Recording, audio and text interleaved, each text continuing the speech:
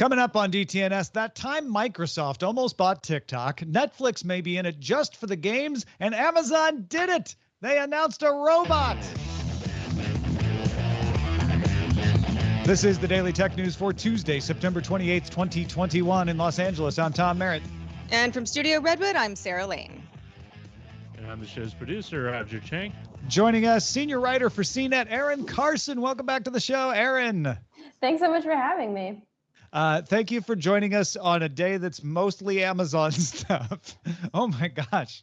I thought, they'll have like a couple of product announcements, maybe a few things to add on at the end.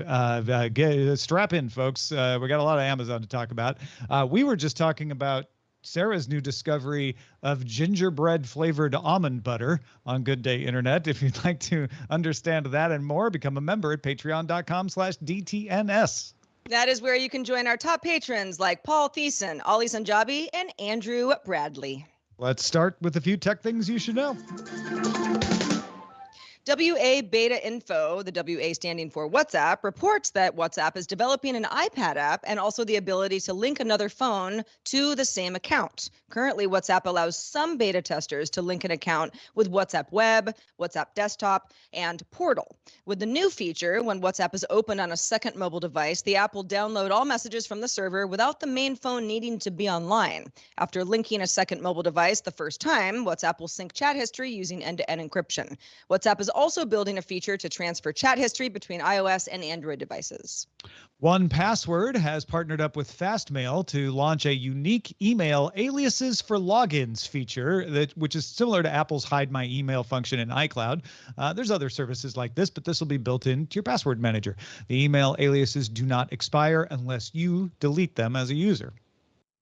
The U.S. FCC announced it will open a $1.9 billion program to reimburse ISPs for removing network equipment deemed a national security threat from Huawei and ZTE. This mostly impacts rural ISPs. The program is open for applications from October 29th through January 4th, 2022. Imager has been acquired by Media Lab, which already owns messaging apps Kik and Whisper, lyrics annotator Genius, and viral video aggregator World Star Hip Hop. Imager, which was founded in 2009 as a gift to Reddit, claims it has 300 million users, although in 2016, Reddit switched to hosting its own image uploads. So they gave the gift back, I guess. The Facebook-backed To Africa undersea internet cable was announced back in 2020 and planned to link Europe to Africa. This is being expanded to now serve the Middle East and India when it goes live in 2023. This would be the longest internet cable of its kind at 45,000 kilometers and serve up to 3 billion people. All right, let's talk about Netflix's gaming strategy, because apparently I'm wrong. I was fairly sure Netflix wanted to make games that extended the experience of its official video properties. That seemed to be borne out by the first games being themed around Stranger Things.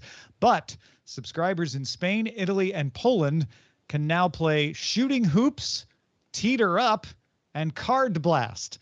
In case you're wondering, as far as I know, none of those are based on Netflix shows.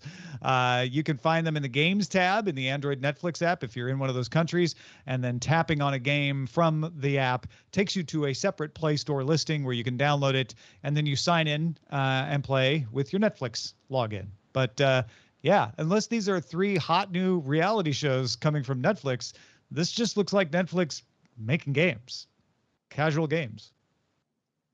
I hadn't heard anything about this because I'm, not a Netflix user in Spain, Italy, or Poland. I'd be really interested if anyone's listening in any of those markets. Did it seem like there was a lot of buzz? Was there something when you log into Netflix that let you know anything about it other than Netflix sort of getting the word out on its various Twitter feeds that are country specific? Because it's pretty quiet. The company seems so quiet about these rollouts, and I know it's a test of sorts, dipping a toe in, so to speak. But I'm surprised that the company isn't making a bigger deal about the fact that they're testing in certain markets, because companies do that all the time. Erin, what do you make of this? Yeah, one of the things that has stuck out to me about this whole kind of gaming initiative is the reporting so far is that Netflix is saying that this is not going to be an additional cost to the subscription. And I think that kind of like you were saying, Tom, maybe initially lent to some of this idea that like, yeah, maybe they're going to be focusing on content that really just complements the original series. But it seems like their sights are set wider than just that. Now, Roger, you brought up the idea that maybe these aren't indicative of their future games, that they might just be testing the distribution system with some easy to make casual apps or something. It might be they just want to test the plumbing, as it were, to make sure that the stuff can get out to the subscribers, and that they have a relatively positive experience with it before they really kind of let go. It's like kind of serving up appetizers before you throw in the entrees to the diners. Yeah, that would be the only thing that makes sense to me, honestly, because I've not been convinced that Netflix wants to take on Stadia. Obviously, these are casual games. I think it's quite far from that. It's weird if they just going to put casual games inside of Netflix. To me, that feels like adding games to Twitter. Or, like I know Facebook used to have a big games section, and some of it was fairly popular, Words with Friends and stuff like that. But it always felt a little odd to just tack on a games section to something. This feels tacked on to me. Well, speaking at the Code Conference, Microsoft CEO Satya Nadella told a story about that time back in August of 2020 when Microsoft almost bought TikTok. Nadella called it, quote, the strangest thing I've ever sort of worked on. Nadella says that TikTok approached Microsoft looking for a security partner. Nadella was intrigued because it was a cloud-based service using sophisticated AI. Those are focuses for Microsoft. But as quickly as the opportunity arose, it disappeared, and TikTok let Microsoft know in September, just 1 month later, it would not indeed move forward on discussions. This is so weird. It was a weird story when we covered it. And I think it's even weirder that I guess they kind of pressed him to talk about it a little more, but he brought it up. That it was the strangest thing he's ever worked on, and I think it will stand as just an aberration, a thing that was of its time, didn't make sense. But I thought it was interesting that he did sort of confirm what I suspected, which was the cloud aspect of it, because people are like, why would Microsoft want TikTok? They're horrible at social media, and it's like, no, they would want the back end part of it. They would want to be the provider of that because it's another way to prove Azure, and he sort of confirmed that. Yeah, I think this is the kind of like backstory that we just live for, to get like a little bit of a glimpse into this blip that was, I don't know if outright dominant in the news cycle, but was a big deal last year. Yeah. And at the time it was, there were governmental reasons why TikTok was going to have to, change its business model or get scooped up by an American company. So even though the Microsoft buying TikTok thing was very weird, it was not as, it seems a lot weirder now because the landscape of the political side of stuff has changed somewhat, or at least died down. But I remember for about a week being like, is Microsoft going to buy TikTok? This is crazy. But indeed it did not. Yeah, no, it felt like it needed to be taken seriously at the time, and now it looks like no, it was never serious. So there you go. Hey, folks, if you like tech news, check out The Tech John, featuring Rob Dunwood, Terrence Gaines, and Stephanie Humphrey, taking a second look at the week's tech headlines from an African-American perspective. They are breaking down the new Microsoft Surface announcements. They've all got different use cases for it. They're talking about delivery rights and rules and labor unions and all that sort of thing. It's a great weekly supplement to your tech news. Go check it out. The Tech John, TheTechJawn.com. Subscribe now. All right, Amazon announced dozens of new products. Let's start with the big display. Everybody kind of knew this was coming. The Echo Show 15, a wall-mounted 15-inch 1080p smart display. Amazon says it's meant for common areas like your living room, your kitchen, maybe a hallway that everybody uses. Like previous Echo Shows, it can play music, show weather, stream video, and control your smart home devices by voice. That's not new.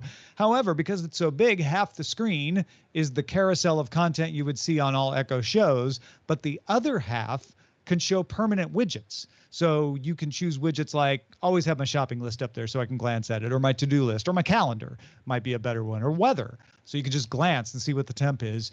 Your smart home controls could be up there, so you could just go tappity tap right up on the screen. Amazon will offer some of its own widgets, as well as make an API available for developers of Echo skills. So if you use a skill on your Echo, there might be a widget coming along for that. You can also make the screen a full screen photo viewer if you want. It's got kind of a picture frame look to it, so that makes sense. It can do picture in picture with your doorbell or security camera, well, your Ring doorbell or your Ring security camera. Amazon announced that support for TikTok and Sling TV is coming to all of its smart displays as well. They already have like Netflix and Hulu and Amazon Prime Video. The camera can recognize who's looking at it and customize the content, so that to-do list could be specific. That also includes limiting content for children. If it sees a child is asking it for something, it'll only give age-appropriate stuff. All that visual identification happens on device. It's not even shared between devices thanks to the new AZ2 Neural Edge CPU, which uses 4 cores and 22 times as many TOPS, trillions of operations per second, than the AZ1. Comes in a black frame with a white bezel. Some accessories like a stand and an under cabinet mount will be available as well. Coming later this year for $250. So who wants an Echo Show 15? I kind of do. There's certain things about it that I think are, I can't really think of the use case. For example, I have an Echo Show and I play a lot of video on it. And a wall-mounted Echo Show 15 that was in a hallway, say, seems like a sort of strange place for me to watch anything that's longer than a couple of seconds. But for all the smart home stuff, makes a lot of sense. Like my Nest thermostat is in a hallway, for example. So that coupled with lots of other ways that you can, quickly check your shopping list or, various notifications, weather kind of stuff. I guess it just depends on your home layout and if you want something like this in a spot that you don't already have a display of some kind. Yeah, I always kind of, want the question answered of like, why is this screen that shows me widgets better than the other screens that I have that show me widgets? But I think there's possibly a couple of things that it has going for it. I mean, it seems to be part of a trend from some companies like Samsung that are trying to build products that blend a little bit more seamlessly into the home. And I'm sure for some people, having the option of, putting it on a wall versus a counter might, be easier for their layouts. Yeah, and it's certainly not the first of its kind, this sort of product, but it ties in a lot of things, some of which are ecosystem dependent. So if you're in the Amazon ecosystem already with Ring security and a bunch of other Echoes, it's going to be more compelling. But some of it is just, being able to work with Z-Wave devices and smart home devices as a hub is something that with Matter coming down the road, it's you should theoretically be able to use all your devices with it, at least, at sometime next year. That's the hope. All right, let's move to the small display for small people, at least small young people. The Amazon Glow is a device that lets children make video calls. Sort of looks like a really old cell phone in a dock. Has an 8-inch display and portrait orientation for kids to see who they're talking to. And it also projects images onto a 19-inch white mat that you place in front of it so that kids can interact with it on both sides. So the adult on the other end needs the Amazon Glow app so that the kids can play games together or draw or do puzzles, interact with books. There's all sorts of stuff that they can do. Amazon partnered with Disney, Mattel, Sesame Street, and Nickelodeon on a variety of items in the Glow app, which is available on Android and iPad with a Fire OS version coming soon. The Glow device can only call the Glow app. It can't directly call other Glow devices, and only the are able to be called that are added by parents. They also Amazon put a physical shutter button on the right-hand side, so you can cut off the camera and the mic if you want to instantaneously. It's available by invite only for $250. Comes with a year subscription to Amazon Kids Plus and a 2-year warranty against breaks and spills. Amazon will also sell add-on packs for extra games not included in the subscription, and it will eventually sell for $299. So $250 now, $299 eventually. First units will ship in October in the US. This is so weird, but it's just weird enough to like totally catch on. I can't tell yet. Yeah, it's the white mat that you place in front of it thing that kind of gets me. It really depends on, again, what's your setup at home? Do you have this kind of space? Does it make sense for, if your kid has a best friend that they're not going to be hanging out with in person, that, are they going to use this sort of thing with the fun kid interactive, games and et cetera that are available within the Glow app on both sides? Maybe. It seems like a lot of work, though. Yeah, I mean, when I see a device like this that is dependent on like or has like a very specific single use, that, one of the questions that I always have is just like the content that's going to exist when it launches. And it's, it seems like a good first step that they are partnering with, Mattel and Disney and some other places like that. But they're going to have to kind of keep a pipeline up if this is the kind of device that you're going to interact with on a regular basis to make it worth it. I don't know, $300 is a lot for something that my niece is going to get bored with after 2 calls, and maybe within the first call. Like, all she ever wants to do is turn our faces into the chocolate ice cream on FaceTime, which is what she calls the poop emoji. So like, I don't know. I feel like this is very well intentioned. I wonder just how it's going to work in practice. Yeah. All right, not part of this event, but also announced, Amazon's gaming unit released New World, a $40 MMO. Title was originally announced in 2016. Amazon's gaming unit struggled with big titles in the past. It ended development on Breakaway in 2018, killed Crucible shortly after it was released because of a poor reception, canceled its Lord of the Rings title in April. But they finally did it. Looks like New World might be a hit. Eurogamer says it's got 500,000 concurrent players on Steam. So, wow, they did it. They released a video game that people are at least playing. Maybe they even like it. Kind of surprising too, based on the fact that the gaming division really seemed like, miss after miss. Yeah. Do they even care? That kind of thing. Cody Bellinger. So, my goodness. Yeah. All right, let's move into some security products from Amazon. The Ring Always Home Cam, the little drone with a camera that flies around your house, is a real thing. Yeah. If you're not there, it's going to fly around, let you know how things are going in your house, and it's available by invite now.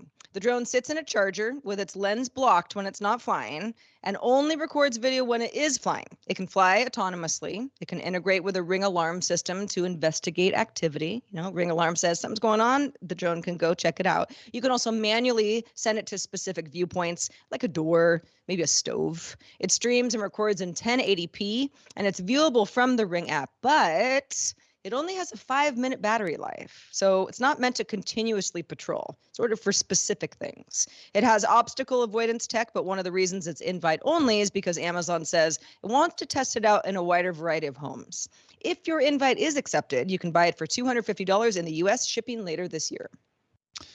Yeah, I thought they did a good job of addressing a lot of the privacy issues. Obviously, this is still an Amazon cloud service, so if you don't trust them at all, you're not going to like it. But, the fact that that camera is blocked, the fact that it only does 5 minutes at a time on the battery life, I think is a plus for a lot of people. Like, this thing isn't going to accidentally just keep flying around, spying on you. I wonder how it works with pets. If you've got pets that are free roaming. I signed up for the invite, and one of the questions it asked are, do you have free roaming pets? And I said, yes. So I don't know. Yeah, that is a concern. The 5 minutes of battery life, I read that and I was like, what? I mean, you're supposed to be my security guard. 5 minutes. I mean, you die. What if, it takes me about 5 minutes to kind of like obsessively check things that, I thought I left the stove on and whatever else I might do, or maybe my Ring sends me a notification, that there was some strange activity in the house. And so I'm really trying to be thorough about it. I mean, after 5 minutes. I guess it can go back to its dock and recharge. Exactly, and charge right back up. Erin, what do you think? It was interesting. I was talking to one of my colleagues earlier, and he was kind of commenting on the approach for how Amazon is, introducing this and rolling this out. Like today, we didn't learn a whole lot that we didn't already know, but he was sort of, talking about this idea of Ring just needing to be sort of careful in how it puts this out there and kind of like testing the waters, engaging to see what response is. Because, when this was first introduced, there was like a bevy of, pieces that came out and folks just sort of expressing concerns about privacy. So it feels like there's a lot of kind of testing the waters happening.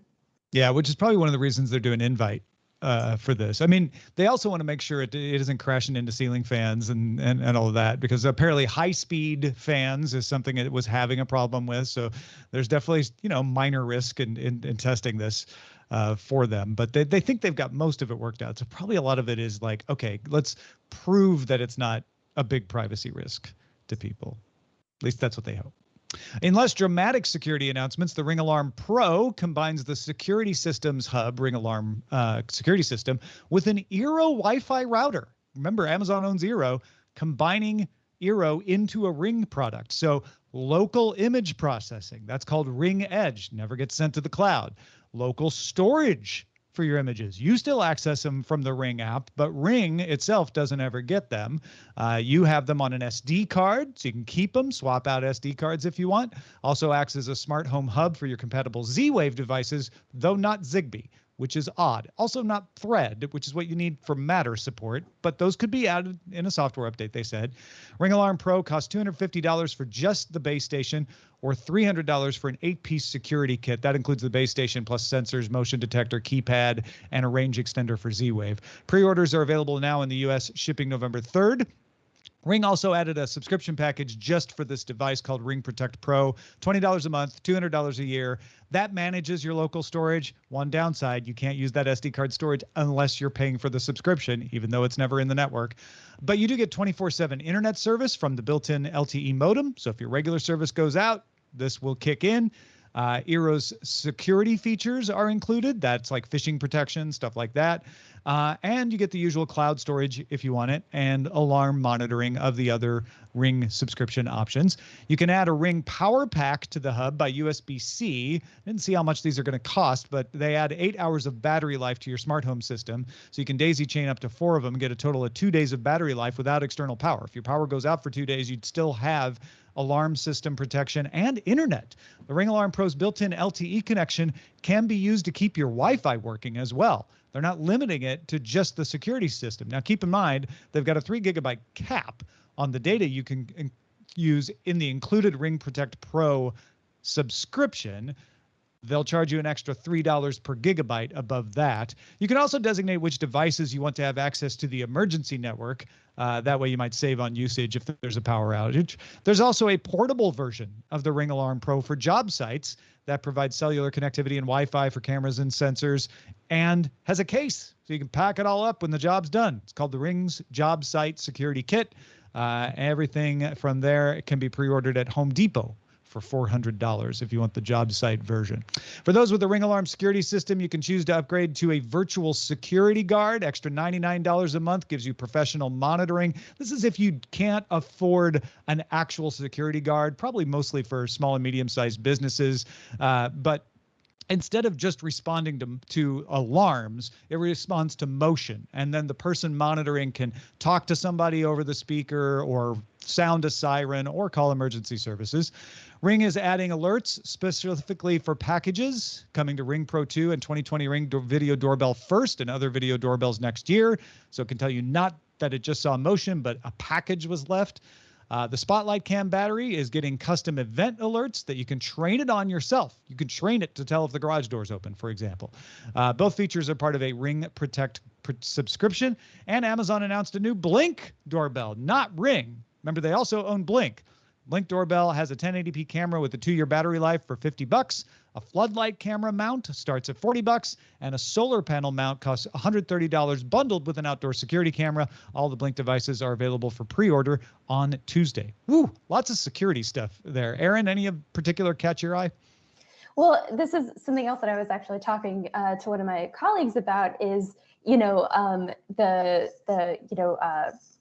Ring Alarm Pro has so much integrated into it. It's like got so much going on that it's like a really interesting idea conceptually. And we're very curious to get it into our like smart home here in Louisville and actually test it out and see, just exactly how it functions.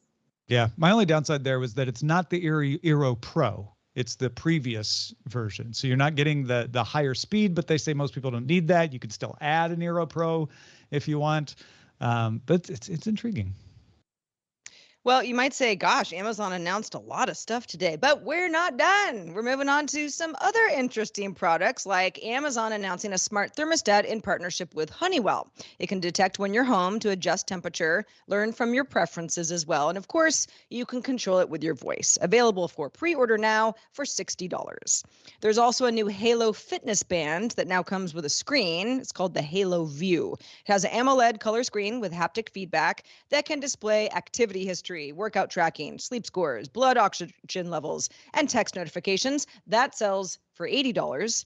And if you subscribe to Amazon's $80 per year Halo service, you'll soon get 2 new programs, Halo Fitness and Halo Nutrition. Halo Fitness offers hundreds of workouts coming later this year. All the rage, and Amazon's in it too. And Nutrition offers recipes for healthy eating. That's coming in January. I mean, it's Fitbit Plus, Apple Health, or Apple Fitness. This is Amazon's version. Yeah, I think these are the 2 products that I think probably will get the least excitement. The thermostat's great, but it's not above and beyond. And the Halo service, I haven't heard a lot of buzz around it. I don't know if you're a Halo fan out there, let us know. But maybe this gets more people into the system by offering a nicer wearable with the screen and a few more services. Feels like Amazon's got some work before they catch up with the Fitbits and the Apple Watches of the world. Yeah. Amazon also announced a few new features for its voice assistant across its platforms. You'll be able to train it to detect custom sounds. This is similar to its ability to detect glass breaking, but you can train it. So it's not just glass breaking. You can say detect dogs barking or something. You provide the device or app with 6 to 10 samples so it can learn what that noise is. Training happens in the cloud, but detection will happen on device. So if you were to train it on something bad happening, you'd have to make the bad thing happen, which I think is a little odd. So I'm not sure exactly what this is going to be used for. Custom sound event detection coming next year. By the end of this year, Amazon's voice assistant will be able to learn your preferences better. You can specifically train it by saying, learn my preferences, and it'll do some stuff for you, but it'll also try to remember what skills you associate with a particular request and then keep using that skill. I would love it if I didn't have to say, tell our groceries to add something to the shopping list, because if I don't do that, it adds it to the Amazon shopping list and I never look at that. However, they're going to start that preference learning with weather apps, then move it to other skills. Also, Amazon will include a Disney voice assistant that you can activate by saying, hey, Disney. Disney will offer interactive stories, games, and other services featuring characters from Disney, Pixar, Marvel, Star Wars, and more. And devices that come with the older AZ1 Neural Edge processor, but that is a more recent processor and it's not in their older devices, will let users choose to have their voice commands processed on device and then be automatically deleted. If you're like, I don't want them to ever be on an Amazon server, you can choose that. The 4th Gen Echo and Echo Show 10 are the first devices that will get that feature, with more devices to get it in the future. Who's excited about the new voice assistant features? Well, Erin? so Sarah? the Disney voice assistant it's only for Disney related interactivity. You can't just be like, I want Mickey Mouse to be my new It's not a voice. It's a Disney skill that you can use. And then when it reacts to the skill, it might have R2-D2 beeping at you or something, but yeah. Sure. I mean, I don't know. That'll certainly it can appeal do some to of the folks. like, hey Disney, tell me the weather, and then Chewbacca tells you the weather, and you're like, I don't speak Chewbacca, and then you're really confused. I guess that might happen. I would do that daily just for giggles. Oh, again. Yeah. Oh, man. Yeah. What do you think the weather is? It could be anything. Yeah. Anything on these, Erin? The only thing I was going to say, as far as like the kind of custom alerts, could have some potential for accessibility. If, for example, if there's like somebody rings the doorbell, maybe a custom alert might, tell someone who perhaps has hearing issues that there's somebody at the door by, turning on a specific light or notification or something like that. So, maybe there could be some good uses there. And going along with that thought, Amazon announced it will replace its free Alexa Care Hub with a $20 a month expanded service called Alexa Together. The service is meant for caregivers to use with a family member who needs assistance. So, often it's used for seniors or people who need a little extra care. Offers a feed of voice interactions, the ability to help manage things for them, like their reminders, shopping list, and music services without having to have access to the device. You can do it through the app. Offers a fast way for you to get in touch with each other or to get in touch with an emergency helpline for them. It's compatible with fall detection from ATS and VIAR as well. And when it's available later this year, new subscribers will get it for 6 months free. And if you're existing CareHub subscriber who got it for free, you'll still get the new Together service for free for a year. But then it will cost $20 a month after that.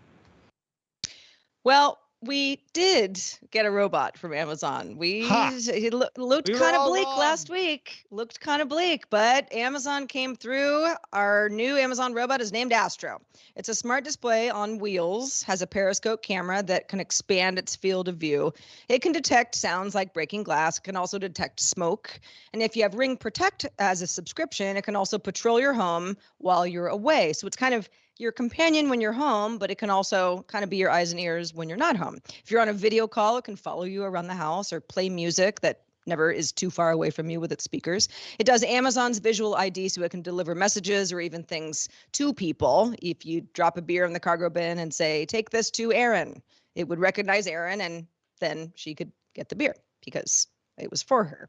A do not disturb mode limits how much it can move, and you can also set out of bounds zones that it won't enter. It's designed to be on one floor, so, at the top of stairs so it doesn't go tumbling, that sort of thing. Astro will be available in limited quantities later this year at an introductory price of $1,000, eventually selling for $1,500. So that introductory price is quite a bit less pricey than the eventual price. It's kind of interesting that I was reading everybody covered the Astro robot this morning, but I was reading the Verge article on the Astro, and in a couple places it said, and like the Roomba, it can, kind of make a map of your home, and like the Roomba, it can get itself back to its charging station when it's done doing its thing or when it needs to charge up. And I know that the design would have to be completely different for this to be the case, but why isn't it also a vacuum? That would be like the killer robot, because you wouldn't always have to be vacuuming something, but like I have a Roomba, and having a Roomba and an Astro sounds crazy, but having two in one makes so much more sense. Oh, the next product is going to be called Rosie and have that, right? I wish it was already that. The Jetsons then I would really want it. Will go forward. They can't even do it under $1,000 without a vacuum, though. So you gotta give them some time to bring that price down. I signed up to maybe get invited to this as well, just because I want to see. I just want to see what this thing does. I want to see what my dogs do to it. I want to find out what it's good for. This feels like the kind of thing where it's not obvious what it might be good for, and it might not be good for anything. But I'm curious. The way I was with the Echo, when the Echo came out, nobody could tell what it was good for. And I was like, I don't know. I feel like it's good for something. And it's become Amazon's dominant product. They dominate that space. So I'm not saying they'll dominate robots, but this will be interesting to watch. Erin, do you want an Astro robot? I had kind of the same question as Tom earlier. I was like, I'm going to have to talk to my cat about that. I don't know how she would feel. And I've already got her following me around. But yeah, it's another cute robot out there. But yeah, I did think it was kind of notable that this one seems like it'll be more available. A lot of times when we see robots, they are either just like incredibly expensive or they're concepts. So we'll hopefully have the chance to see this in the wild a little sooner. Yeah. As pricey as it is, it's relatively cheap compared to other robots. That's for sure. Yeah, I already have a Velcro dog. I just can't imagine being like, okay. I went into the bathroom. You're following me with the music that I'm playing. Now I got to step over you because you could stop it from doing that. I don't think it'll involuntarily force itself upon you. Yeah, it's like the mandatory new best friend in my home. I don't know. If you want the Astro, if you're going to try your hardest to get the Astro, if you don't, anything that we talked about, Amazon clearly announced a large slew of products. Do send us feedback at dailytechnewsshow.com. We also want to shout out Carl Heath. Very special thanks to you, Carl. You're one of our lifetime top supporters for DTNS, and we couldn't do without you. Thank you all for all the years of support, Carl. Also, thanks to Erin Carson for being with us today.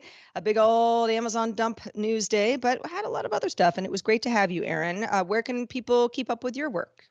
I'm always at cnet.com, and on Twitter you can find me at Erin Carson.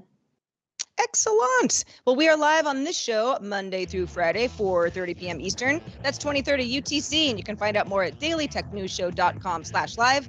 We are back tomorrow with Scott Johnson. Talk to you then.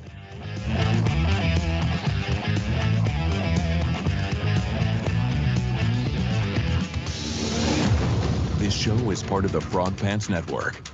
Get more at frogpants.com. Diamond Club hopes you have enjoyed this program.